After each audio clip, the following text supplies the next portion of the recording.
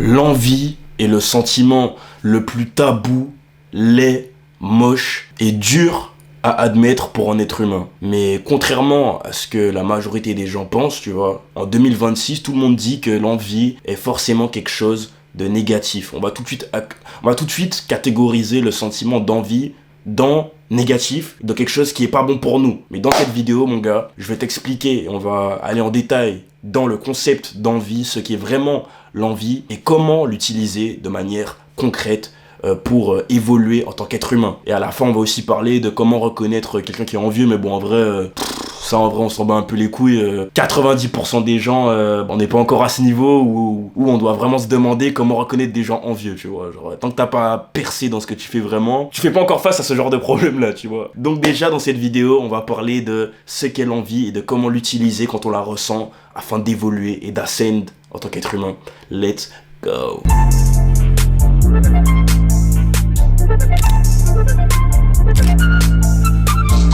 Alors avant de rentrer dans le vif du sujet, je pense que ce serait quand même pas mal de parler de l'envie, de définir clairement ce qu'est l'envie. Alors concrètement, l'envie c'est quoi? C'est le sentiment négatif qu'on ressent quand on voit quelqu'un réussir dans un domaine qu'on valorise personnellement. Quand on voit quelqu'un acquérir des objectifs qui sont importants pour nous, le petit sentiment négatif qu'on va reconnaître, tu vois, cette petite jalousie qu'on va ressentir en nous, c'est ça l'envie. Sauf qu'en fait, il faut comprendre que l'envie, bon, j'ai parlé de jalousie à l'instant, mais l'envie et la jalousie, c'est vraiment deux choses qui sont très distinctes. La jalousie, c'est plus quand tu as peur que ce qui est déjà à toi, ce qui t'appartient déjà, soit pris par d'autres personnes. Tu comprends? Alors que l'envie, c'est voir quelqu'un qui réussit dans un domaine que tu valorises, dans quelque chose que tu n'as pas encore, ça concerne plus ça, tu vois. La négativité que tu vas ressentir quand tu vas voir quelqu'un avoir ce que tu veux et que tu n'as pas. En fait, il faut comprendre qu'il y a deux types d'envie. L'envie n'est pas forcément que négative à mon avis. En premier, on pourrait dire qu'il y a l'envie qu'on pourrait catégoriser de bénigne, entre guillemets, donc l'envie qui est bénéfique, qui est positive, qui va te faire voir quelqu'un qui réussit dans un domaine que tu veux réussir, où tu vas te dire putain, faut que je charbonne pour atteindre son niveau. Et à l'envie maligne, donc on peut dire l'envie négative, dont la majorité des gens parlent, qui fait que tu vas voir quelqu'un qui réussit dans un domaine que tu valorises, et au lieu de te dire je vais charbonner pour atteindre son niveau, tu vas te dire je vais le descendre à mon niveau. Au lieu de moi faire tout pour atteindre son niveau, ben non, je vais le descendre à mon niveau. Tu vois, ça c'est l'envie maligne, l'envie négative auquel la majorité des gens pensent quand on parle de l'envie. À l'époque, il y a eu un grand philosophe qu'on connaît tous aujourd'hui qui avait un mot précis et un concept précis même pour parler de l'envie que j'appelle maligne, donc l'envie négative. Et ce philosophe, c'est Nietzsche. Et il parlait, lui, de ressentiment. Et en fait, ce concept, il est vraiment super intéressant et factuel. C'est tout simplement le fait que quand dans la réalité, quand dans le monde concret et physique, quelqu'un ne va pas réussir ou va se faire totalement dominer factuellement dans les faits, dans les accomplissements par un autre type de personne, au lieu d'essayer de le dominer et de le battre, de gagner dans la réalité et dans les faits concrets, dans les succès concrets, il va plutôt essayer de gagner sur le terrain moral. En fait, il va essayer de prendre sa revanche sur le terrain éthique, entre guillemets. En fait, un perdant, tu vois, vu qu'il est incompétent, concrètement, en fait, la compétence, c'est un truc qui peut pas se nier, tu vois, à la fin de la journée. En fait, comme un perdant est clairement incompétent, il va utiliser son imagination, l'éthique surtout, il va manipuler l'éthique et la morale pour transformer des forces du gagnant en défauts et des faiblesses qu'il a en vertu. En fait, il va faire une espèce d'inversion des valeurs, tu vois. Par exemple, ce qui est fort, ambitieux et dominant va devenir pour lui mauvais, arrogant. Ce qui est faible, soumis et résigné va devenir pour lui bien, humble et vertueux. Donc en gros, ce qu'il va faire, c'est que vu que lui, personnellement, il n'arrive pas à gagner, il va définir le succès comme de l'arrogance. La richesse, pour lui, ça va être de l'avidité. L'ambition, pour lui, ça va devenir diabolique. Il va dire que être ambitieux, c'est quelque chose de mauvais, c'est quelque chose de diabolique. Tu vois ce que je veux dire ou pas? Ça, c'est un truc qu'on peut constater dans la société. La majorité des gens, le peuple, on va dire, dès que quelqu'un réussit, être un gagnant, enfin, toutes les caractéristiques qu'ont les gagnants, on va toujours trouver une manière de les associer à quelque chose de négatif, moralement, alors que c'est faux, tu vois. Vu que le perdant ne peut pas gagner dans la réalité, il va utiliser la morale et l'imagination, ce qu'il y a ici, pour gagner et pour réécrire l'histoire. En fait, c'est un peu, ça rentre dans le déni, tu vois. Pour se conforter dans sa médiocrité et pour pas qu'il se dise tout simplement ben en vrai il est juste meilleur que toi sur tous les points, concrètement, factuellement. T'es une merde, ben il va plutôt se dire moralement je suis meilleur que lui. Tu vois ce que je veux dire ou pas? Et ça, c'est vraiment un truc auquel on est tous confrontés, hein, qu'on fasse attention ou pas. Et du coup, Nietzsche, lui, il appelle ça la morale de l'esclave, entre guillemets, tu vois. Donc, la morale de l'esclave qui va qui va consister, en gros, aux perdants qui vont utiliser la morale pour rabaisser les gagnants à leur niveau, au lieu d'essayer de monter eux-mêmes à leur niveau par des faits concrets, tu vois. Et du coup, en fait, ce ressentiment-là dont Nietzsche y parle, faut comprendre qu'en fait, il se vit jamais chez les gens comme de l'envie. Quand on ressent du ressentiment, les gens, consciemment, ils se disent jamais c'est de l'envie. Ils réécrivent l'histoire et dans leur tête, c'est plutôt je suis du bon côté, je suis du côté de la morale, de l'éthique. Tu comprends? En général, quand on a ce genre de comportement-là, on va rarement se dire putain, je suis un frustré. Le truc avec le sentiment de l'envie est qu'en fait, il va vraiment avoir un espèce d'effet de miroir. Tu comprends? Le succès que certains ont va avoir un reflet de notre échec. Tu comprends? Le courage, par exemple, de quelqu'un qui réussit va refléter à nous notre lâcheté. L'ambition dont quelqu'un peut faire preuve va refléter, pour certaines personnes, un manque de confiance en soi, un manque de croyance en soi et ses capacités. Un autre exemple encore, une discipline hors du commun, une discipline parfaite, va refléter chez nous notre fainéantise. Et en fait, le truc, c'est que nous, en tant qu'êtres humains, comme peu de gens ont ce bail d'introspection, comme peu de gens réfléchissent vraiment sur ce qu'ils ressentent, il n'y a pas beaucoup de gens qui essaient vraiment de comprendre leur trauma, de comprendre comment leur cerveau marche, de comprendre leur comportement. En fait, au lieu de faire face à ce miroir, la majorité des gens, ils préfèrent casser le miroir et se mettre dans le déni, se conforter dans sa médiocrité. Et c'est pour ça que la majorité des gens sont dans l'envie maligne. C'est, comme je disais, l'envie maligne, c'est vraiment ça, l'envie négative. Quand quelqu'un va réussir, au lieu d'essayer d'atteindre son niveau, quand tu vas ressentir un sentiment négatif lié au fait que quelqu'un a ce que tu as, au lieu d'avoir une espèce de rage qui va te faire dire « vas-y, je vais tout faire pour grind à son niveau, c'est possible », en fait, ce sentiment négatif-là, tu vas l'utiliser afin de le rabaisser à ton niveau. Le truc, c'est que l'envie, c'est vraiment un sentiment auquel on ne peut pas échapper. On peut vraiment... Si t'es un être humain normalement constitué et que t'es pas un psychopathe ou que t'as pas des problèmes psychologiques, l'envie, tu peux pas y échapper. Tu ressens forcément ce sentiment. C'est juste que comme je le disais plus tôt, en fait, on va pas le réaliser. On va déguiser ce sentiment-là d'envie qu'on peut ressentir en éthique ou en truc du style, tu vois. Mais si t'es un être humain normalement constitué, vraiment, hein, tu peux pas échapper au sentiment d'envie. Si tu valorises un domaine en particulier, que tu vois quelqu'un réussir dans ce domaine et que toi, tu ne réussis pas dans ce domaine, t'es dans l'échec, tu vas forcément ressentir de l'envie pour cette personne. Attention, j'ai pas dit quand quelqu'un va réussir, si tu ressens pas de l'envie, c'est que t'es... Non, c'est en fait vraiment quand quelqu'un réussit dans un domaine que toi, personnellement, tu valorises profondément. Quand quelqu'un réussit dans un domaine que tu valorises et que toi, tu réussis pas dans ce domaine-là, là, tu vas forcément ressentir de l'envie. Et en fait, le truc avec l'envie, je vais en parler après, vu que là, on est encore dans la partie pour définir ce qu'est l'envie. Mais l'envie, ça a vraiment des points positifs et je vais en parler juste après. Tous les gens qui disent sur les réseaux, ah ouais, arrête de te comparer aux gens, te compare pas aux gens, compare-toi ton toi d'hier, etc. Arrête de te comparer, tout ça, c'est de la merde, en vrai de vrai. Ça, c'est de la merde. Vraiment, le fait de se comparer aux autres, c'est un truc qui est dans notre ADN. C'est impossible de se défaire de ce truc-là. Et c'est ce qui a été responsable de là où on est aujourd'hui. Depuis la nuit des temps, l'être humain a été habitué à se comparer aux autres, à se comparer à sa tribu. Vraiment, le fait que l'être humain a survécu autant d'années est lié à tous ces mécanismes qu'on a là et qu'on diabolise. Vraiment, le fait de se comparer aux autres, à l'époque où tu devais survivre, etc., si tu te comparais pas aux autres, tu pouvais pas voir que certains, par exemple, pouvaient apporter plus à ta tribu que toi. Et quand t'apportes beaucoup moins, quand t'es le dernier qui branle rien dans une tribu, on va te laisser en arrière, on va te virer, vu que t'apportes rien. Donc, à l'époque, dans l'âge de pierre, je dirais, l'envie, tout ce genre de sentiments-là, c'est des trucs qui étaient vraiment, le statut social, etc., c'est des trucs qui étaient bénéfiques pour notre survie en tant qu'être humain. Donc, faut vraiment comprendre ça au départ. Le problème, faut aussi dire que c'est que, bon, à l'époque, on parlait de tribus, on parlait de petites tribus, etc. Mais maintenant, avec les réseaux sociaux, en fait, les réseaux sociaux, il n'y a plus de tribus, en soi. On est connecté à tout le monde entier. Et ça part un peu en couille, en fait. C'est ce qui est, quand t'es quelqu'un qui est très envieux, qui qui a plus de tendances envieuses que les autres personnes. En 2026, c'est un peu plus dur vu qu'on est tous connectés avec les réseaux sociaux, on voit tous les gens qui réussissent. T'allumes ton portable, t'ouvres Instagram, tu vois tous les gens qui réussissent, tous les Lamborghini, machin, réussite, etc.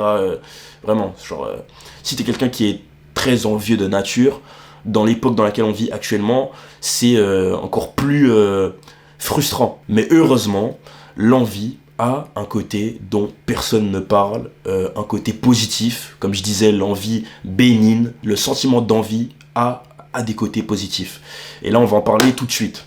Alors, premièrement, à mon avis, l'envie constitue du carburant.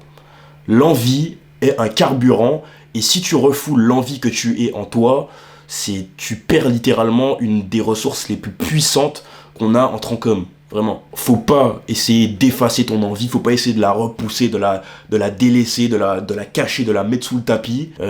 Déjà, sinon, ça peut agir dans ton ombre et ça peut faire des trucs mauvais. Faut voir ma vidéo sur le concept de l'ombre. Mais faut pas la rejeter, faut pas la refouler, cette envie-là. Faut tout simplement la diriger dans la bonne direction.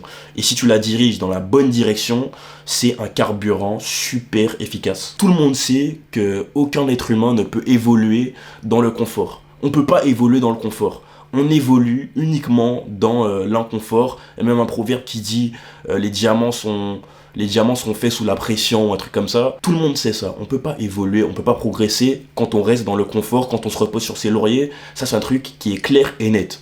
Et maintenant, je pense que toi qui regardes cette vidéo, frérot, on a tous connu cette situation où on a eu, par exemple, un cœur brisé ou une mauvaise expérience sentimentale qui nous a poussé à aller à la salle, à charbonner à la salle et à nous transformer totalement. Je comprends. Cette émotion négative-là que tu as ressentie était tellement forte qu'elle pouvait soit te consumer et te faire devenir une merde et par exemple passer tes journées à pleurer sur Netflix ou à passer tes journées à écouter des sons dépressifs, à bouffer de la malbouffe, etc. Soit ça te poussait à charbonner, à te prendre en main toutes les émotions qu'on ressent, comme par exemple la tristesse, la haine ou l'envie dont on parle dans cette vidéo. Tout ça peut faire office de carburant incroyable. C'est juste qu'il faut l'utiliser de la bonne manière. Moi des fois je me dis, j'aurais bien aimé que, vas-y, telle meuf à qui je parle, j'aurais bien aimé qu'elle me fasse une dinguerie ou que, vas-y, qu'elle me dise, ah ouais, c'est pour ça que tu vas jamais réussir, c'est pour ça que t'es une merde, etc. machin. Tu vois, parce que les gifs comme ça, émotionnels, c'est vraiment un truc qui te permet de lock-in dans tes projets, de charbonner à un point où à la fin tu vas arriver à un stade où tu vas même pas comprendre comment tu as accompli tout ça, tu vois. Vraiment, les expériences négatives et émotionnelles, c'est un carburant de fou. Vraiment, des fois je me dis, putain, là faut que je me fasse briser le cœur, etc. Je suis pas assez focus sur mes objectifs. Tu vois ce que je veux dire ou pas? Donc ouais, l'envie, faut vraiment comprendre que c'est un carburant. Faut l'utiliser comme carburant. Le deuxième point à comprendre, pourquoi l'envie c'est un truc qui est bénéfique, est qu'en fait, vraiment, moi je fais partie profondément des gens qui pensent que pour réussir dans la vie, dans un domaine, à part si t'es un surdoué qui a des facilités t'as des facilités pour charbonner dur sur des trucs qui t'intéressent pas, etc.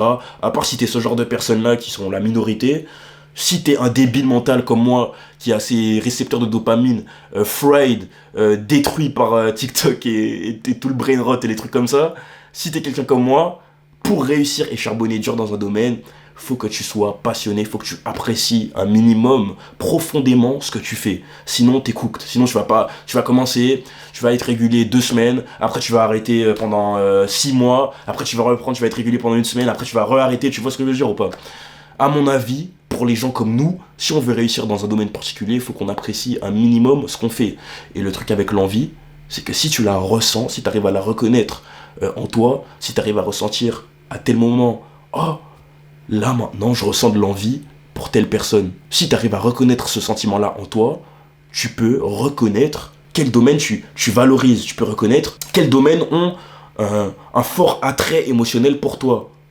Tu vois ce que je veux dire? Et si logiquement tu as un fort attrait émotionnel pour un certain domaine en particulier, c'est une piste. C'est une piste qui peut dire, ah vas-y, peut-être que tel domaine, c'est en vrai un domaine c'est quelque chose qui est pour moi. C'est un truc dans lequel je devrais plus creuser. Tu vois ce que je veux dire? Et comme je disais plus tôt, c'est super important de savoir ce pourquoi tu es fait, de savoir ce que tu apprécies profondément faire. Parce que En vrai, c'est beaucoup plus simple d'être régulier, de travailler dur et d'être meilleur que les autres dans un domaine que tu apprécies naturellement. Donc ça, c'est le deuxième point bénéfique avec l'envie. Donc tu vois, quand tu comprends tout ce dont on a parlé depuis le début de cette vidéo, le fait que l'envie, c'est vraiment un truc qui peut te mener super loin si tu arrives à la diriger dans la bonne direction, faut comprendre en fait que ce qui génère aussi beaucoup l'envie que je définis comme maligne, donc l'envie négative, vient surtout du manque de conscientisation lié au fait que, sans qu'on le réalise, notre cerveau, il se dit, tu vois, on se dit pas ça consciemment, mais sans qu'on le réalise, notre cerveau, il se dit, telle personne réussit, ça veut dire qu'il y a moins de succès pour moi. Alors que factuellement, il y a peu de domaines en vrai où quelqu'un réussit, et s'il réussit, ça nous empêche, nous, de réussir, en vrai de vrai. Au contraire, il y a plein de personnes qui réussissent dans des domaines, qui ont des parcours tellement motivants, qu'au contraire, ça peut nous motiver et nous faire nous dire, putain, moi aussi je peux y arriver. Si lui, il l'a fait et il est parti de tel point de départ, qui peut être parfois moins que le nôtre, ben, je peux y arriver. Donc en vrai de vrai, hein, quand on prend vraiment conscience de ça, je pense que ça peut nous éviter de tomber dans la jalousie et tomber dans l'envie maligne, dans l'envie négative qui va nous faire vouloir descendre les gens, etc. Maintenant parlons un peu de la partie un peu la moins importante, parce que bon, si tu regardes cette vidéo frérot, je pense pas que t'as atteint le point de réussite où t'as plein de personnes qui t'envient et c'est un gros problème à régler, mais parlons un peu maintenant de comment savoir si telle ou telle personne sont envieuses. Alors comme j'expliquais plus tôt, le truc c'est que l'envie en fait c'est un sentiment, alors je l'ai pas expliqué, mais la raison majoritaire pour laquelle reconnaître d'être envieux est quelque chose qui est mal vu socialement, quelque chose qui est difficile à admettre pour nous en tant qu'être humain, et tout simplement le fait que reconnaître que t'es envieux égale reconnaître que t'es insécure, reconnaître que tu te sens profondément inférieur à quelqu'un. Si tu reconnais que t'es envieux d'une personne, c'est un peu dire que je suis inférieur de cette personne. Je pense être inférieur à cette personne. C'est pour ça que c'est un truc qui s'avoue pas. Donc l'envie, c'est vraiment un truc qui est ultra subtil et difficile à décoder chez les gens. Et comme je disais plus tôt, l'une des majeures manifestations de l'envie est le concept d'utiliser la morale pour rabaisser les autres. Donc les envieux, quand ils vont ressentir du ressentiment, quand ils vont être envieux, ils vont utiliser la morale, ils vont faire des jugements moraux. Ça c'est un premier truc, un premier facteur. C'est si tu vois par exemple que tu as des gens dans ton entourage qui utilisent la morale, par exemple, je sais pas, quand tu réussis dans un domaine, qui utilisent la morale pour te juger, c'est une chance qu'ils soient envieux. C'est un signe qu'ils peuvent être envieux de toi. Alors oui, hein, je parle d'entourage parce que en fait le truc c'est que l'envie en vrai de vrai, elle est dangereuse quand c'est quelqu'un qui est proche de toi qui la ressent. Et c'est pour ça aussi que l'envie c'est un sujet qui est quand même assez tabou, c'est un truc dans lequel on parle pas trop en société, etc. Personne veut admettre que tu ressens de l'envie, personne admet ressentir de l'envie. Tu peux demander à tout le monde, tu fais un micro-trottoir, est-ce que tu demandes aux gens, est-ce que tu ressens de l'envie pour telle ou telle personne, est-ce qu'il y a des personnes, tu ressens de l'envie envers eux, personne va te dire oui, personne, vraiment. L'une des raisons pour laquelle c'est tabou, c'est, tu vois, le fait que, vas-y, ça touche aussi beaucoup à l'entourage, aux amis, etc. Mais bon, ça, ce tabou-là, il vient tout simplement du fait que, comme je disais, en 2026, on associe tout de suite l'envie à quelque chose de négatif par manque de compréhension de ce que c'est réellement, tu vois. Quand tu comprends tout ce que j'ai expliqué dans cette vidéo-là, en vrai de vrai, faut pas être méfiant de l'envie, faut pas avoir peur de l'admettre ou quoi. Enfin bon, peur de l'admettre, pas vraiment, vu que les gens de manière générale ils comprennent pas vraiment le concept de l'envie, tu vas être vu négativement. Mais bref, le paradoxe de l'envie, il vient beaucoup du fait que logiquement quelqu'un qui t'apprécie pas, quelqu'un qui ressent quelque chose de négatif envers toi, t'as plus tendance à te dire que naturellement, logiquement, il devrait s'éloigner. Mais en fait, c'est le contraire en vrai. Quand quelqu'un est envieux de toi de manière maligne, de manière négative, en fait, il va plus essayer de se rapprocher de toi. Il va essayer de se rapprocher de toi parce qu'en fait, s'il est envieux de toi, c'est que tu réussis dans un domaine qu'il valorise. Et si tu réussis dans un domaine qu'il valorise, pour lui, ça va pas être ignorable. Il va pas réussir à ignorer ce truc-là, ce qui fait qu'il va se rapprocher de plus en plus et de plus en plus de toi parce qu'il pourra pas ignorer le risque que tu réussissent dans le domaine où il échoue et qu'il valorise, tu vois. Là, j'ai noté ça dans mes recherches, mais bon, en vrai de vrai, j'ai pas vraiment expérimenté ça, donc on va pas rester longtemps dessus, mais des signes, un test du coup qui pourrait prouver que quelqu'un est envieux envers toi ou quelque chose du style, tu vois, serait le fait que tu vois quand tu annonces à quelqu'un une réussite dans un domaine ou peu importe, c'est vraiment de regarder la première réaction après que tu aies annoncé ta réussite. Parce que tu vois, la première réaction, quand tu reçois une information, la réaction que tu vas avoir tout de suite, tu vas vraiment réagir sans contrôler. Et c'est après, juste après, on t'ait annoncé le truc, tu vois, que tu commences à contrôler, que tu peux contrôler ta réaction, comment tu y réagis. Mais quand il y a tout de suite une information qui t'est balancée à la gueule, c'est compliqué, tu vois, t'as un temps de réaction avant de te reprendre en main et de manipuler ta réaction, entre guillemets. Je sais pas si tu vois ce que je veux dire, si c'est clair. Donc des signes, ça peut être après avoir annoncé ta réussite, après des félicitations, des sourires qui s'effacent vite, anormalement vite, on va dire, des félicitations forcées ou trop discrètes, pas d'étincelles dans les yeux. Bon, encore une fois, comme je dis, moi je suis un loser, donc donc j'ai rien réussi au point où il y a des gens qui sont envieux de moi. Ça c'est juste selon mes recherches, donc je sais pas si c'est vrai. En vrai, tu fais ce que tu veux avec ces infos, frérot. Tu vois un regard qui baisse au lieu de tenir le contact quand t'annonces la réussite. Donc tu vois des signes comme ça en vrai de vrai, mais bon, cette vidéo, vas-y, hein, comme je disais, on n'est pas encore à ce point où tu vois, ça c'est des problèmes qui vont arriver dans le futur quand on aura réussi. Là, le but de cette vidéo, c'était surtout d'expliquer comment utiliser l'envie qu'on ressent de manière productive et comment vraiment la comprendre, etc. Mais aussi l'un des points vraiment que j'ai eu dans mes recherches que j'ai réalisées, c'est les félicitations sur plus le matériel que les efforts en eux-mêmes que tu as fournis pour atteindre ce matériel ou pour réussir. Au lieu de te parler de clairement tes actions, de tout ce que tu as enduré, etc., on va plus te parler de tes biens matériaux. Mais en vrai de vrai, je suis pas sûr aussi de ce point-là parce que les gens en général, quand on réussit, en vrai de vrai, les trucs dont on parle le plus, qu'on regarde le plus, c'est ce qui brille, c'est ce qui est plus sexy. Donc tu vois la richesse, les voitures, les femmes, etc., les trucs comme ça en vrai de vrai. Donc ce point-là, en vrai, je sais même pas si c'est vraiment une bonne... quand j'y réfléchis, c'est vraiment un bon signe pour reconnaître que quelqu'un est envieux en vrai de vrai. Donc en vrai, je pense qu'on peut s'arrêter là pour aujourd'hui. J'aimerais bien finir sur le fait que faut pas avoir peur, faut pas être paranoïaque, d'avoir des amis envieux. Parce que comme je l'ai expliqué, l'envie, c'est un truc qui nous touche tous d'une manière ou d'une autre en tant qu'être humain. Et en vrai de vrai, on a juste à être lucide. Pour moi, dès que tu as regardé cette vidéo et que tu as clairement compris tout ce que j'ai expliqué, t'as pas vraiment à être paranoïaque d'avoir des gens qui sont envieux de toi dans ton entourage, etc., de manière maligne, de manière négative. Et aussi, comme je disais, il y a aussi le fait qu'en vrai de vrai, pour que tu sois envié, pour que tu génères de l'envie chez des gens, faut que tu aies réussi de manière exceptionnelle. Vraiment, avoir peur, être paranoïaque que les gens de ton entourage soient envieux de manière négative envers toi, ça c'est un problème quand t'as réussi de manière disproportionnelle en vrai de vrai. C'est pour ça qu'on entend beaucoup plus d'histoires de trahison dans les hautes sphères quand quelqu'un a réussi. Tu vois, les gens qui ont réussi, peu importe les domaines, hein, c'est un truc qu'on peut constater, ils vont beaucoup plus avoir connu de trahison. Pourquoi ? Parce que quand tu réussis et que t'amènes les gens qui t'ont connu depuis un moment avec toi, en fait, la douleur, l'envie, elle peut être vraiment beaucoup plus intense chez ces personnes-là, parce qu'ils t'ont vu grandir, tu vois. Ils t'ont vu passer de merde à étoile, je comprends. Et ce truc, comme je disais, ça agit comme une espèce de miroir. Ça va refléter en eux leurs incapacités, leurs fainéantises, etc. Vu que, logiquement, si tu connais quelqu'un depuis longtemps, il y a de fortes chances que t'étais à peu près au même niveau que lui quand tu l'as connu à ses débuts, etc. Et aujourd'hui, il a un succès qui est disproportionnel à un point où ça agit comme un miroir de tes incapacités personnelles, vu que t'as peut-être eu les mêmes circonstances que lui.